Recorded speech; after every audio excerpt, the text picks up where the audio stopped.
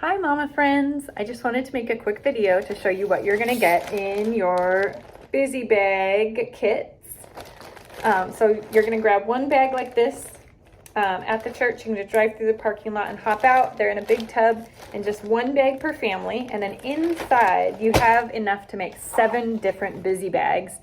And some of them take a little bit of prep and some of them don't. So I'm just going to walk you through it super quick so you can see what's in there. There's an instruction sheet in there too that tells you kind of how to use them and what you could do with them. So let me show you what's in here. So you have this really cool sensory kit. There's jingle bells in there and paper. This one's ready to go. All you have to do is dump it in a bin and then you can use it in lots of different ways. Your kiddos can search through and find the jingle bells. They can count them. They can put them in order from biggest to smallest.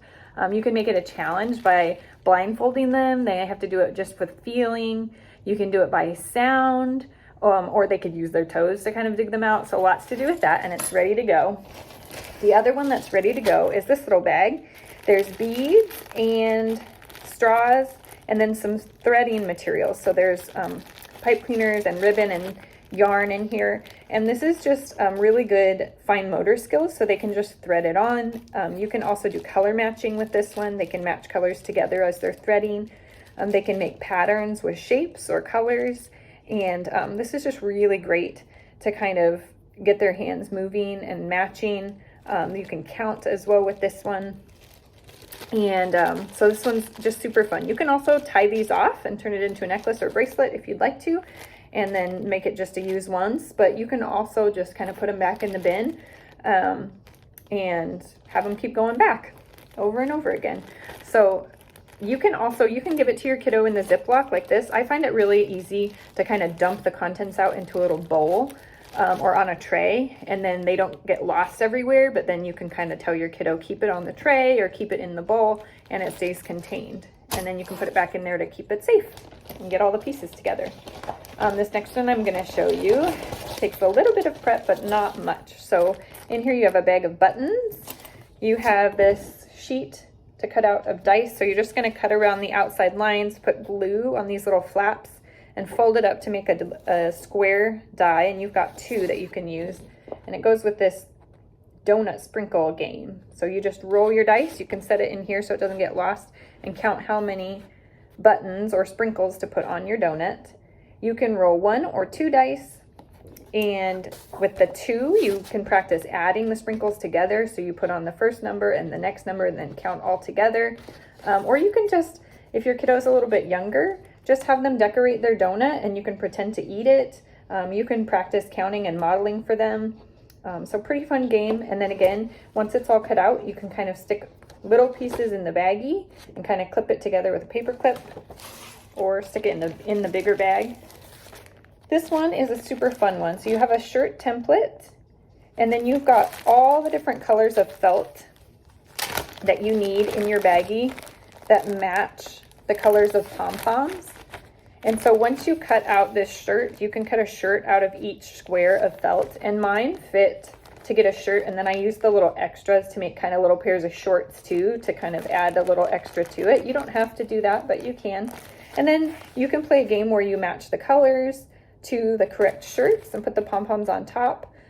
We like to play one where we hide the pom-poms, and then we play I Spy with my little eye, the color yellow, and then someone has to search around for the yellow pom-poms and match them up. Another game we like to do is I am silly and I mix up all the colors and put them on the wrong shirts, and then my kiddos have to fix it. So super fun one. This is great for little kiddos too, just to kind of feel and squish and start learning their color sounds. But definitely keep an eye on kiddos with any of these small pieces that there are. And then these last few that are in here, there's lots of just printouts. So I'm going to go through those briefly. This one is a sandwich restaurant. So you cut these ones out, and I liked to kind of just cut and leave a teeny bit of white around each one, but however you can do that. And a bigger kiddo can help with this too. They can help cut out and then just cut these recipe cards apart. And then your kiddos can match the recipe and stack up everything in the sandwich, or they can create their own. You can just kind of gather up all the pieces and they can be silly. You can play restaurant and they can create their own. This is also another good one for practicing colors or different types of foods or likes and dislikes. So pretty fun. And then this one is lots of cutting, but it's totally worth it. So you're gonna cut out each character, and then you're also gonna cut around the neck and around the waist. So it creates a pile of heads and bodies and legs, which sounds kind of weird, but you'll have tons of these little pieces then, kind of all mixed up. And you can separate them out and sort them however you want to. I love to just throw them all together and give them to the kids and see what happens. We're using these in my preschool right now, and I just have them in a bin, and they have to create different characters and then put them together in a story. So that's a great way to use them. You can also just use matching. You can talk about feelings, since there's all kinds of different people. It's great for pretend. You can put them in different bins. So you have like the heads in one bowl, the bodies in another, and the feet in another, and they just kind of choose one of each. You can mix and match however you'd like to. The kids think it's really silly, especially with these animal ones mixed in, to put animals with people and create their whole story of what's going on. So those are super fun. Lots of cutting, so big kids can help with this one too. Or you can put on Netflix and just do some mindless cutting, which is kind of fun also. And then this last game that's in here is cookie matching. And you have a sheet of cookies that you'll cut out. And then these two you can just leave as is, or you can cut around the jar to make it kind of look like a cookie jar.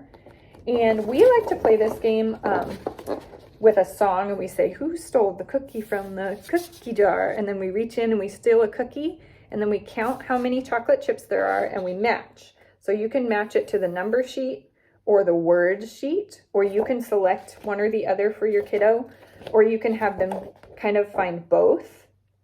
And there's not cookies for both sheets, but you can kind of put it on one and then put it on the other.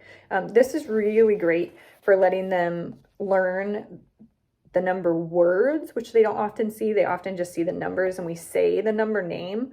But the number words is a good thing to start recognizing 1 through 10. And so that's kind of a fun way to practice it with cookies and one-to-one correspondence and matching. You can also cut this one out and then choose the words and match those with the numbers, or vice versa if you want to practice one or the other. But I kind of like having both put together so that I can kind of choose and cover up either one. Another great thing to use these for is you can use your little pom-poms or buttons, and you can actually physically count out each of the numbers too and get more of that kind of touch and sensory experience with it. So there you have it. You've got 7 different activities. Very minimal prep, if any, lots of cutting. Get your bigger kids involved, and hopefully this gives your kids just something to do on those rainy days when you're stuck inside and quarantined, and just some fun new games that you can play as a family. Be creative and post some of your ideas and some of your videos of kids using them. I would love to see how they're doing it. All right, mamas, love you. Hang in there.